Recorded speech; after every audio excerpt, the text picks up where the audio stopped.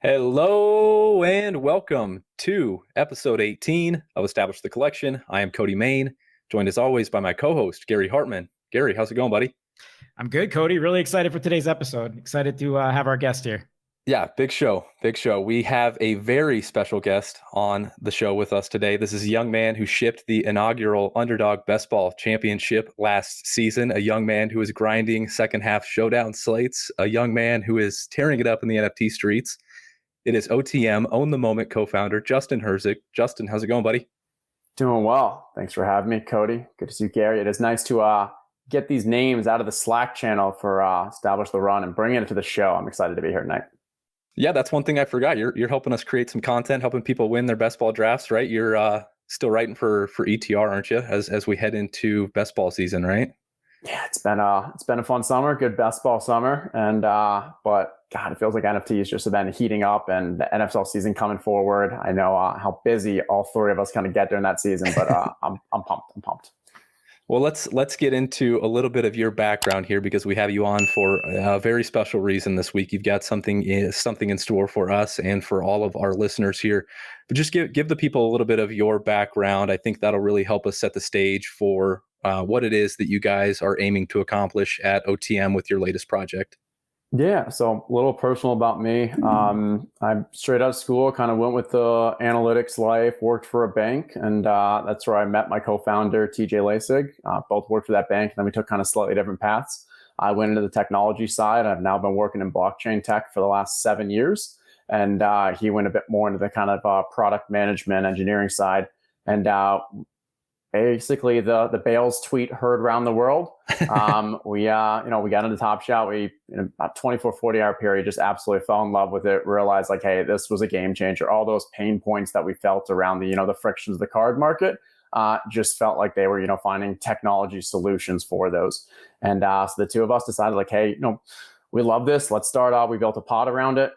Podcast was great, but we're like, we need analytics. We need tools around this. So we built that site. We, start building those tools around it. Then we're like, hey, a little different than DFS is DFS, you're all competing against each other. But with the NFT world, everyone kind of win together. The macro market moves, and so we need the community. And so OTM really came together to provide those kind of the tools, the analytics, the content, and that larger community. And over the past month is where we're like, hey, you start seeing all these kind of crazy NFT avatar projects, and I don't know, like, kind of feel a little shilly, feel like it's all about speculative. You're not sure like when the bottom's going to fall. But the one thing we really learned is, hey, the truth around these NFTs is around that utility. And that's what people really wanted from the Top Shot side. And we're like, how can we kind of combine that utility to come out with? And I know that's what we're going to jump into, but that was really our kind of guiding mission around all this.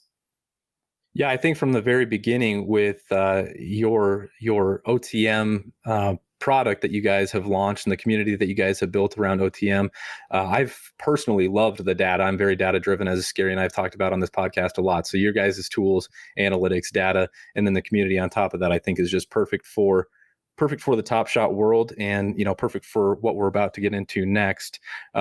Fantasy football. What about your fantasy football background has brought you to where you're at with this latest project, and why is that kind of the driving force behind your new NFT launch that's upcoming that we'll get to in a second here?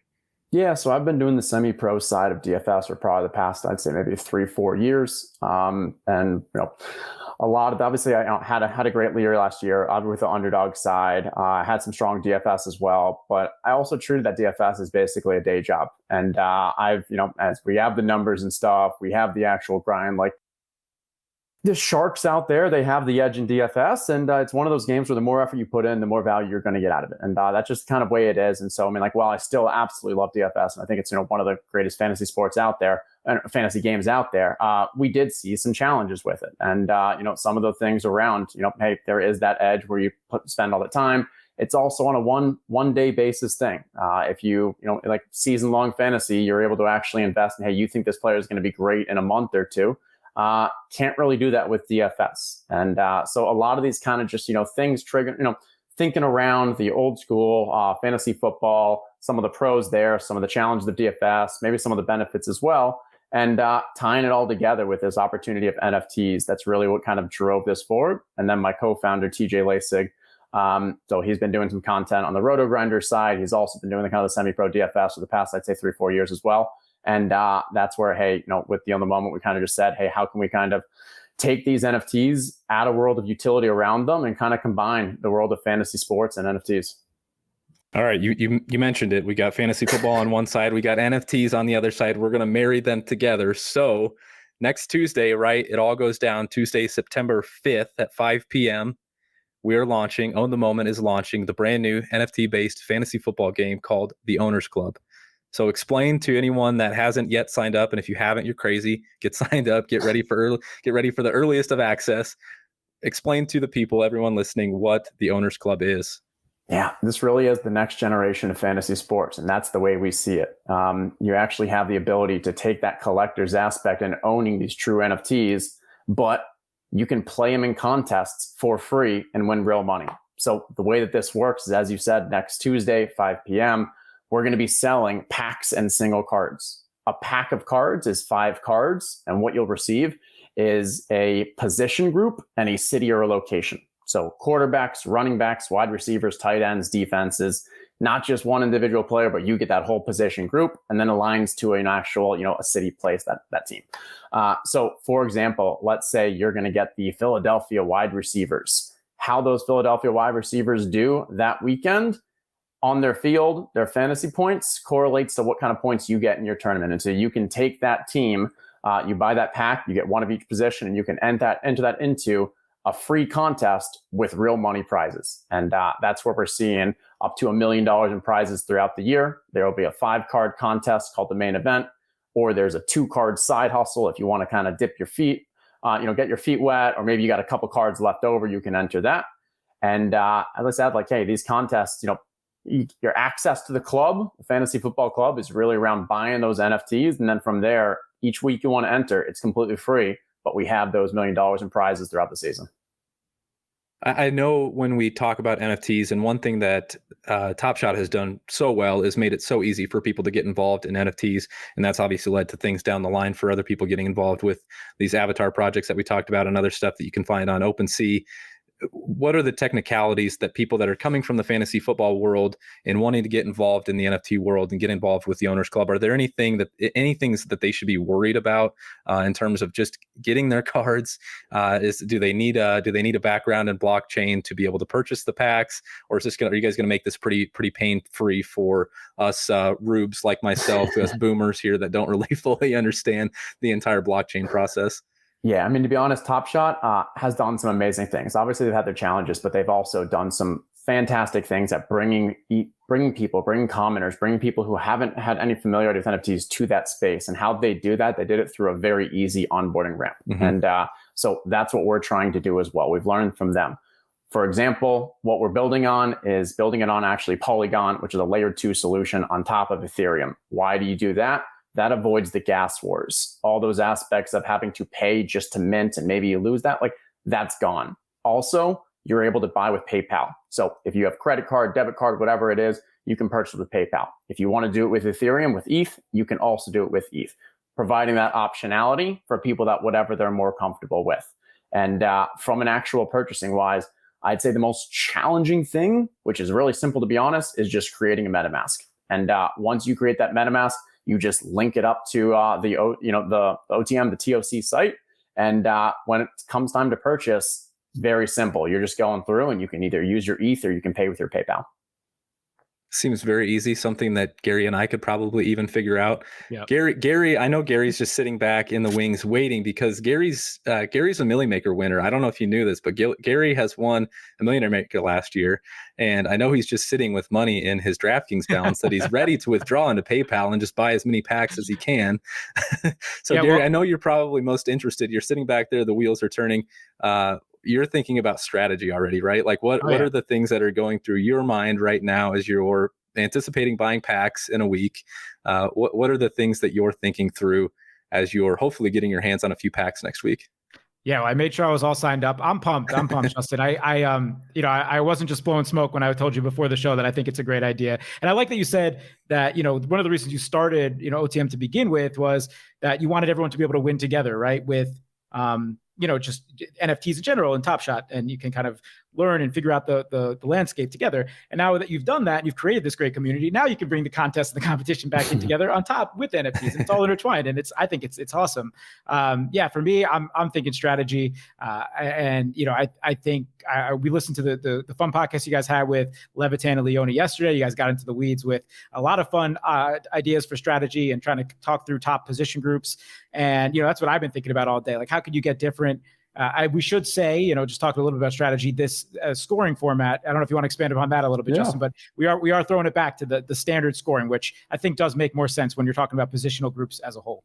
As we said, we wanted to bring it back as much as easy as possible and just, really attract those boomers that just, that rare NFT boomer population. That's the target market. But the scoring, what we wanted to do is make it so that you didn't have one position group that really just completely outweighs from the other. So we did some back testing and found that if we did a 6 points per all touchdowns, that includes passing touchdowns, and then 0 PPR, so no points per reception, that actually makes it so that the quarterbacks, the running backs, and the wide receivers on average are basically within a point for the total production. And so that's kind of the scoring. And I think, it's different. Like, we're used to kind of going from a wide receiver. We're used to kind of thinking about it from a half PPR or full PPR perspective. But I think this actually adds a whole new dynamic because you have so many. You have 4 or 5 wide receivers on some teams playing. You got 2, 3 running backs. And as we saw with that game that we played with Leone and Levitan last night, I think I got one of the top 3, and then Adam Levitan also only got one of the top 3 for the running backs. There's a lot of strategy and elements in here that I think people who are early have the opportunity to take the DFS, take your establish the run knowledge, really capitalize. And then that doesn't even take into account the game theory aspects of where do I go contrarian? Where do I game stack here? How do I kind of find some edges around that? Yeah, the game that Justin's referring to, I listened to that. I really enjoyed that because we have probably 2 of the top 0.0001 fantasy football experts in the world. And you and Adam really struggled to guess the top, the top 3 position groups for each team in the league at each position. Go check out that podcast because that was a fun game with Leone and Levitan, the OTM podcast. That was really good. Beyond strategy, real quick, before we go deeper into strategy, because I think we can spend another half hour just talking through the strategy with the cards and what to do. You mentioned that there's going to be 2 tournaments, the main event and the side hustle. Can you talk through just maybe the different structure of the main event versus the side hustle? Not just from how many cards you'll have to play, but also kind of contest format, structure, payout structure, and things like that people may have questions about. Yeah. And so overall, from a payout structure, we will be releasing that after the initial sale because, our goal is to be able to have that $1 million. And if we sell out the initial packs, we sell out that initial allocation, the 25K, then we're going to have that full $1 million no matter what happens with the other half of supply.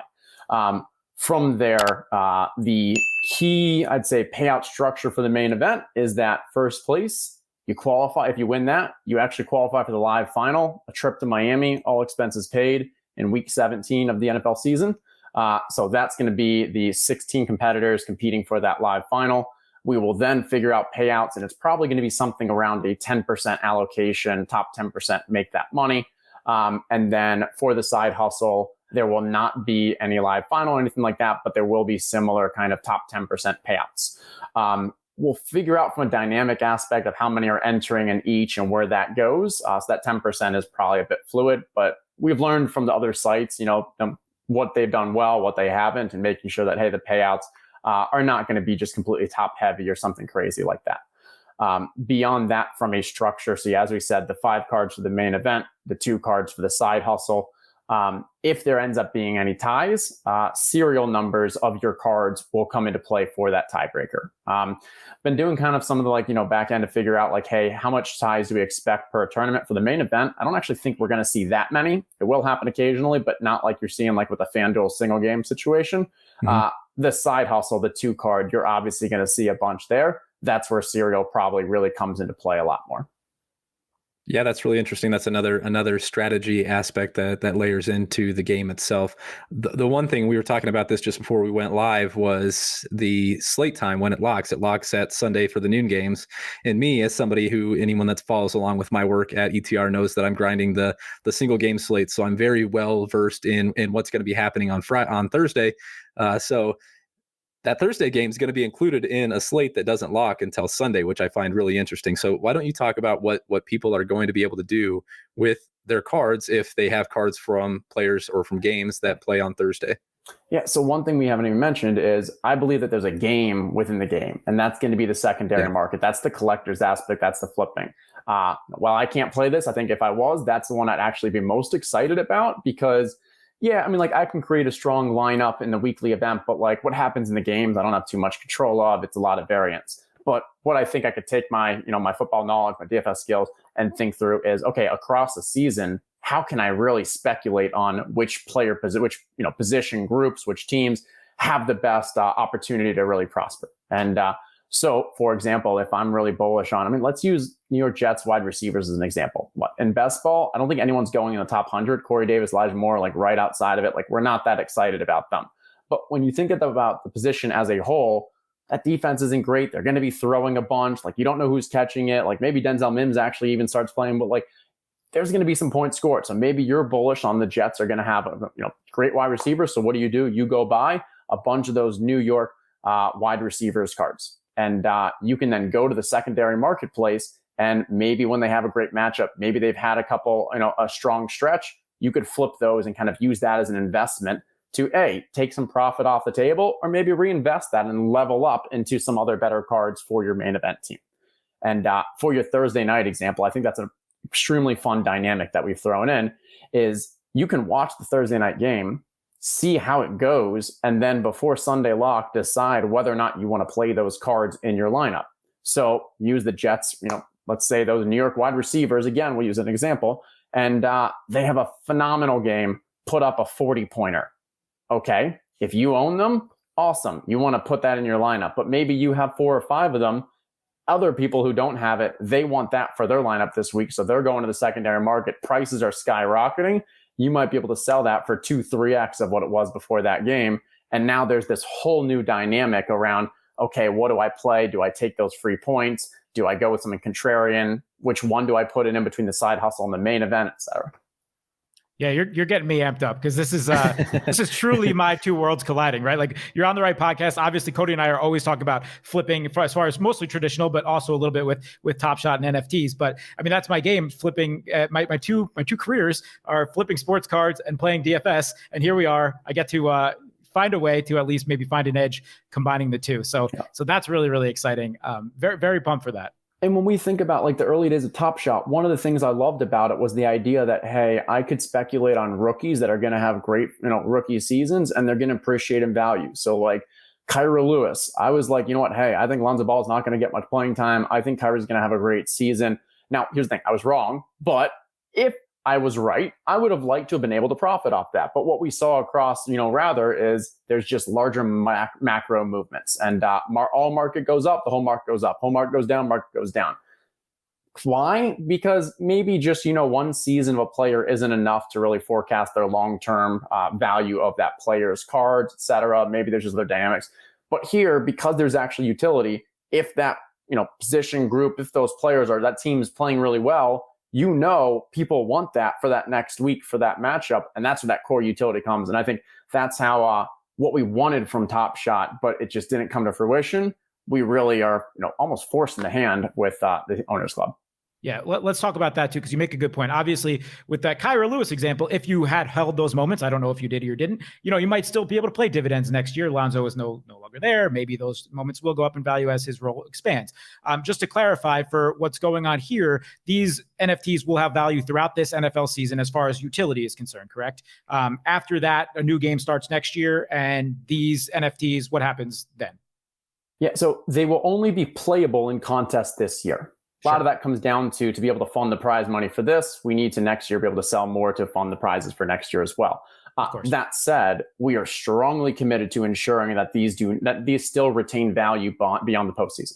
A lot of that is these cards are your access to the Owners Club. And this really is an exclusive club that has benefits, that has perks. And we really want to create that larger atmosphere. So what are the things that it might work? So maybe after the season, we're going to reward people by, hey, we're still going to have maybe some watch parties. Maybe you get tickets to a physical, to a real world event. Maybe it's going to be NFT airdrops or giveaways. The more cards you still own, the more chances you get to win there. Probably going to look into some form of trade-in opportunities. Maybe this gives you access to new sports that we roll out. At the end of the day, I don't want to tip the hand too much. And these are more so just want to make it clear, like, hey, we understand that for the secondary market to truly thrive, there needs to be that long-term value even beyond the season. And these really do have a sense of utility beyond just being playable this year. And then one thing that I forgot to mention earlier is there is that live final, but live final is only going to be 16 people. That's hard to get to. What we will also have is an online final for both the main event and the side hustle. And to compete in that, to qualify, all you have to do is finish in the top 10% 1 week out of the year. And so if you run the numbers and use some random chance, I think it's something like you have a 75, 80% chance of making that online final as long as you compete each week. So I think that's something that, not only will it help them, because that's going to be the largest prize pools, not only will it help them retain value throughout the season, but it also kind of gives something exciting to aspire towards. Gary and I, a big part of this podcast, and mostly because it came around the time of the NFT boom and the Top Shot boom, is crossing over between physical and digital collectibles. I think, and I don't want to force your hand here by any means, but if you're looking for a partnership on some way to make these collectibles have utility after the season, what about if you're holding a Arizona Cardinals wide receiver card after the season and you get a DeAndre Hopkins slap, right? Or what if you're holding the Vikings running backs, right? And you get a Dalvin Cook card after the season, Cody, right? look at you. Think that. Wait, one more. What if you're holding the Cowboys quarterbacks and you get a Dak Prescott card after the season? Honestly, I think that what you guys are doing to make sure that these cards have value after the season, whatever it may be, whether it's utility in the form of experiences or memorabilia or future trade-in tickets, I think that is brilliant. Obviously, we've seen it happen with the Top Shot market where moments have utility when they're being used for challenges, and then the moment prices tank the second that the challenge ends, right? No one wants to have that happen. As a collector, as bad as you want to hold on to something, you want it to still maintain its value. So I think what you guys are doing with utility after the season is commendable, and definitely something that's got me extremely interested in holding long term. Yeah, sorry, go ahead, Justin. We got some tricks up our sleeve that we're really excited about, just to but we want to keep it as a surprise and delight and throughout that opportunity. But I love your idea with the cards and such. We were even talking about, like, hey, I think you might have some Kansas City people that are just going to want to, obviously you got some strong positions there, but maybe also just want to collect some Kansas City cards. So we might just say, hey, let's see however many Kansas City cards you have. If you've got X amount, you're entered into a drawing, and we, toss out some Kansas City jerseys or something, or as you said, the physical cards, like something that actually rewards that collector's aspect. So I think it's pretty fun. Yeah, and I just wanted to say, just from a pure collectible standpoint, we just pulled up the screen here. I think the art is great. So just as far as a collectible standpoint, hey, maybe you love it, you're involved in the first year, you want to keep getting involved next year, and you could see here just some of the art work on some of the cards are really cool. So I think that from that perspective, aesthetically, they look great. We've got two artists that have been working, oh my gosh, just putting in so many hours on these, and they are just fantastic. Absolutely love them. The creativity around some of them. But yeah, they're legit art pieces that are on an NFT. And, these are NFTs. With each one, it's going to have a serial. You'll never have any two of the exact same. And we really like them. Exactly. One thing that I forgot to ask you about on just the strategies surrounding the contest is we haven't mentioned the Joker yet. Can you talk a little bit about the Joker? Because the Joker is very, very, very intriguing from a fantasy aspect if you're playing in the main event or the side hustle. So talk a little bit about what the Joker is. Yes, we love the Jokers. And if you do the math, so 50,000 of these is the total supply that could ever be out there. 310 of each individual, as we see the Jacksonville and I can't read my eyes, but whatever position that group that is, that leaves us with 400. 400 divided by 5 gives us 80 Jokers. Each Joker will have a position, but no city, no location.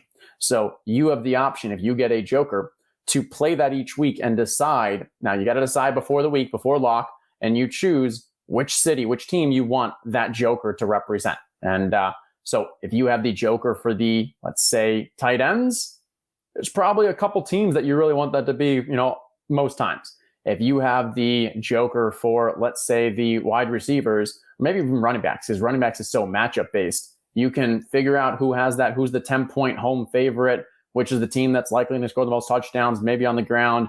And so you can play that. Now, you can only play one joker per lineup. We don't want someone going hoarded and just picking their own team every week.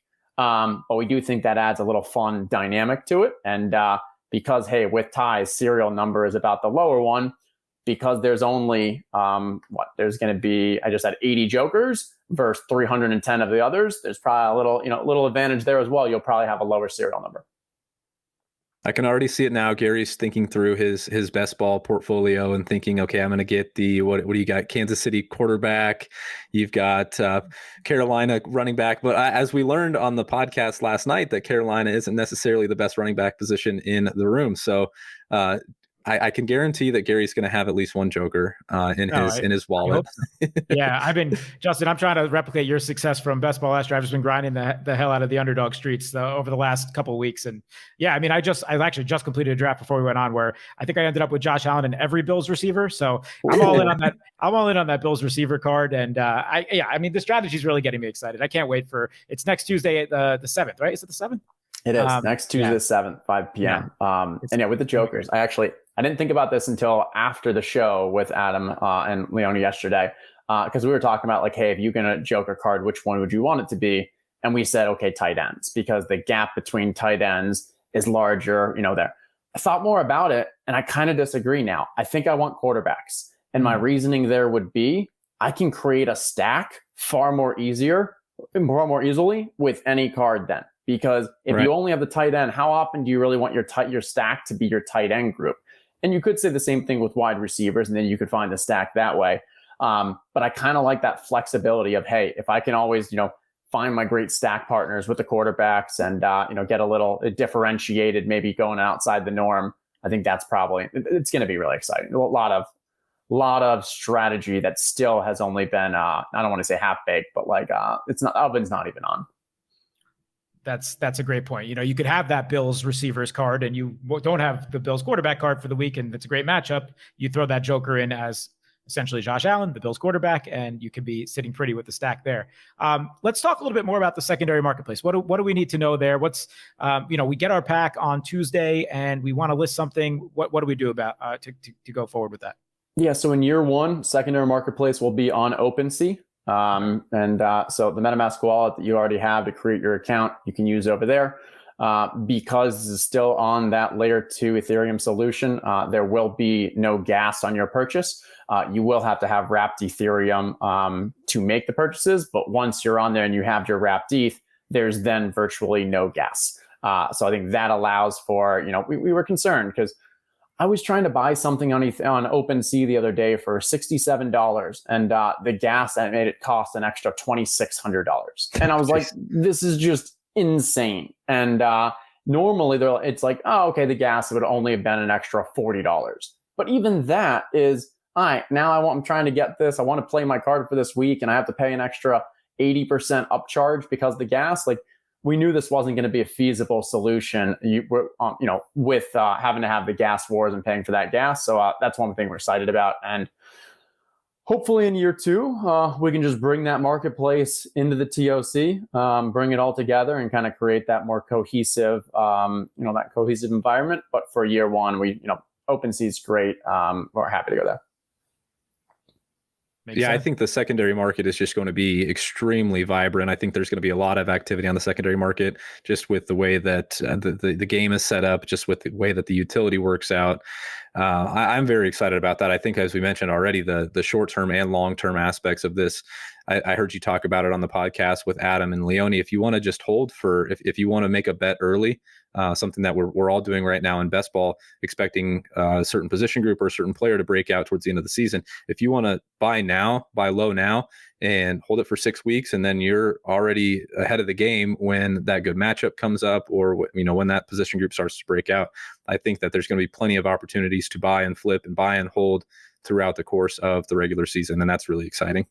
Yeah, I love that. And I'm gonna drop some alpha here. One tip that I want to give everyone. All right, let's go. With the secondary market, anytime there's a Thursday night game, whoever you have, if they're playing in that Thursday night game, delist it. Just take it off the marketplace. Because imagine if you've got a defense that's playing Thursday night and you forgot to take it off the marketplace. Game starts and they get a defensive touchdown. Someone is buying that. And yeah, you sold it, but I guarantee you later on you could have sold that for more because that defensive team just got their DSTD and, hey, you missed out. And same thing with any of the other position groups. They have a big game. And if you're not paying attention, people are going to be watching the Thursday night games while on OpenSea. And as soon as this drive happens, as soon as that touchdown happens, like they're going to start snagging things, trying to kind of get an edge and get ahead of the game before that card really just skyrockets in value and becomes too expensive. Yeah, I love that. And we're kicking off Thursday night this year with a banger. We've got the Bucks and the Cowboys. So just imagine, we've got the Bucks as 7.5-point home favorites with a 51.5-point total. Mike Evans, Chris Godwin, Antonio Brown against that secondary. Yeah, you don't want to have your Bucks card on the market as that game's being played because, if they put up 50 points, there's going to be people sneaking across the market to try and grab that and put it in their Sunday lineup. So that's a good alpha there. Way to drop that for the listeners. We appreciate that. And that Tampa running back situation is going to be interesting. Yeah. We're a little scared of it in DFS and best ball situations. But over there, Gio kind of throws a loop in things because he's catching balls and we want, more rushes for this game. But between those three running backs, like, hey, if you're 7.5-point favorite, like playing against the Cowboys, that could be a pretty strong play. It'll be interesting. And you don't have to make the decision until Sunday and see how that goes. Yeah, you can make an argument for all those Bucks positional groups, right? Yeah. I think you talked about it on the pod last night too. The Bucks tight ends, right? All three of them, and it sounds like the OJ Howard buzz out of camp is pretty good, and we know Gronk will play as much as he can. So yeah, of course, it's a lot of fun to think about that. And we like we were just talking about with the Bills receiver card. Obviously they have Diggs, but all those other guys in season long are what, like wide receiver 3s at best, probably a little bit deeper than that. But as a whole, that card is prime, right? So yeah. It's there's a lot to think about in a format like this. And Gabriel Davis has to be the best, wide receiver 4 on a team in the league, right? Like, for sure. I know Tim Patrick's probably in the conversation, but like, I don't know, I'm bullish on Gabriel Davis. Like, yeah, me too. Very bullish. Yeah, that's great. All right. Is there anything that we're missing about the product or anything that we need to let the people know about the drop before we get you out of here tonight? It's getting late. Yeah, I know. I'm getting the flies around me now. No, it's been fantastic. So I appreciate having me on. I would say we have launched the Discord. We launched it yesterday. We've started some giveaways. We're going to keep giving away some stuff just to create some excitement. For people that have seen it, honest, we are blown away by just the excitement, the passion, kind of the support for this. And so right now, it's great to get a chance to talk to two people like you, who I think are going to be kind of some of the sharpest one, and I think leading your community kind of for those sharp decisions. So thanks for having me on, and follow the Twitter at TOCNFT. We've got the Discord link there, and then in the Discord has all the information that you're looking for that's not on the site around rules, around instructions, around how to get the MetaMask, how to do the NFT, just all the basics you need to know. Yep, do all that. I was scrolling through Discord late last night at the Q&As section, just trying to get as much knowledge as I could. Everyone's dropping good information there, you and TJ and the entire team. So really appreciate you for that. We will drop all the links in the show notes on Apple and in the show notes on YouTube. So check all that out. If you need the actual links, find them there. But guys, thanks for being here. We'll see you next week. For Justin, for Gary, I'm Cody. See you later. Peace.